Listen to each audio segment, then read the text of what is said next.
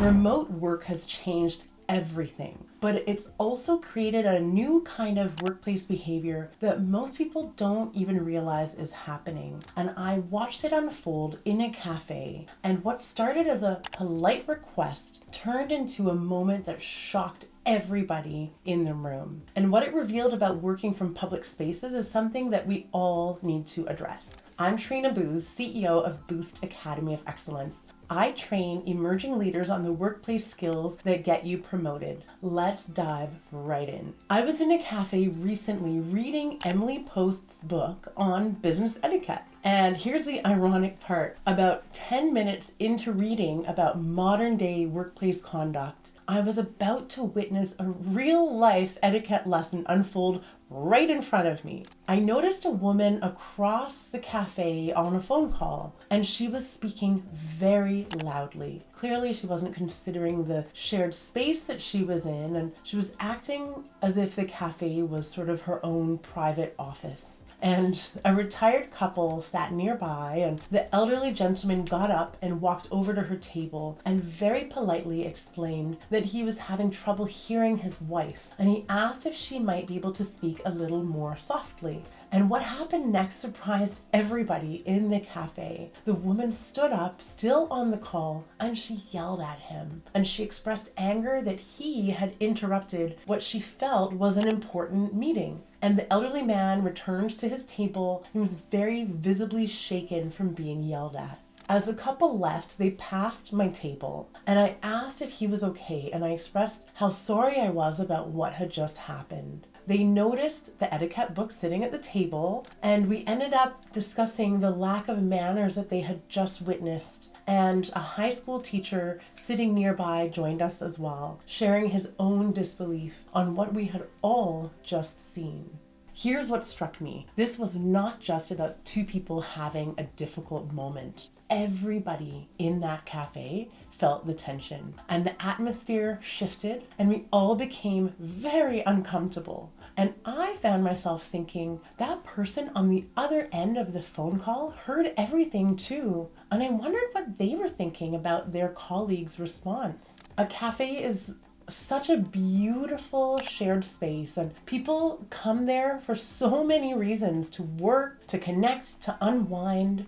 And when we're mindful of each other in these spaces, everybody's experience is better. This moment has helped me realize something very important that many of us are still learning about how to be remote workers in public spaces. And it's relatively new territory for some of us. And the beautiful thing about cafes is that they serve so many purposes for many different people. And someone might be there to escape from work stress, or to catch up with a friend that they haven't seen in months, or just to enjoy some quiet time alone. And we get to work from these wonderful spaces, and I think that's such a gift. But with any gift comes an opportunity to be thoughtful about how we use it. So if you work from cafes like I do on occasion, here are 9 ideas that I've learned that have helped me be a better cafe guest. Category 1, your volume and your footprint. These are things about being aware of the space that we're taking up, both physically and with sound. Be mindful of noise levels. Try to keep calls and video meetings quiet, or step outside if you know you have to have a longer and louder conversation. And if I'm unsure whether I'm being too loud, I might ask myself, would I want to hear this conversation if I were trying to relax? Use headphones. When I need audio,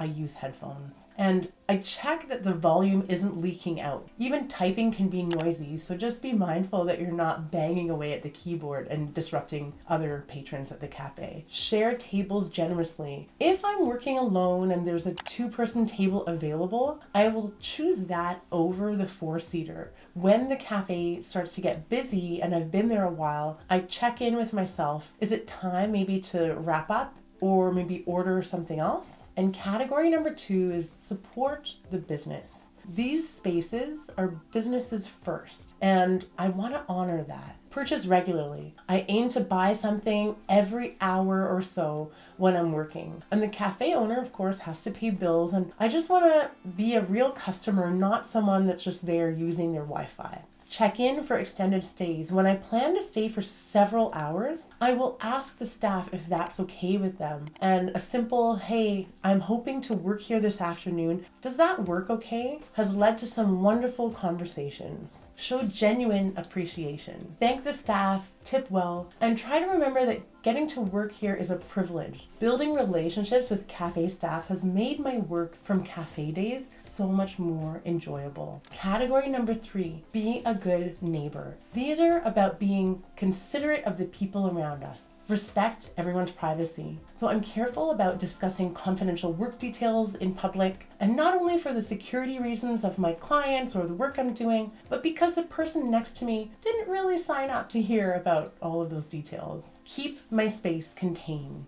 I'll also try to keep my stuff organized and within the table boundaries, because nobody wants charging cables creeping out onto their table. And clean up thoughtfully. I leave my space tidy or even better than I found it. It's a small gesture that makes a difference for the staff and the next person who sits there.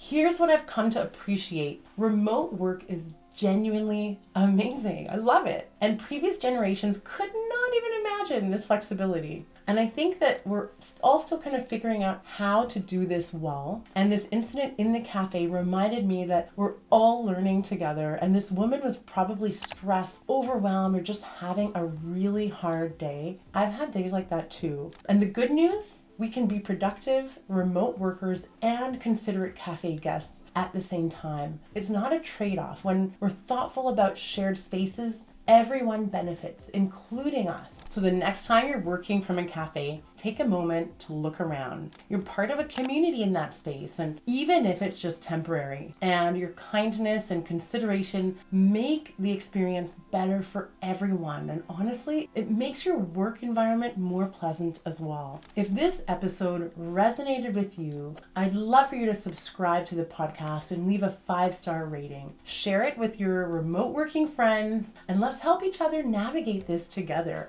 I'd love to hear your own cafe experiences in the comments. Your stories genuinely help shape future episodes. Want to hear more about workplace etiquette and professional presence? Visit boostacademyofexcellence.com for our courses and workshops. Thank you so much for listening. Here's to being awesome cafe guests and making these spaces better for everyone. See you in the next one.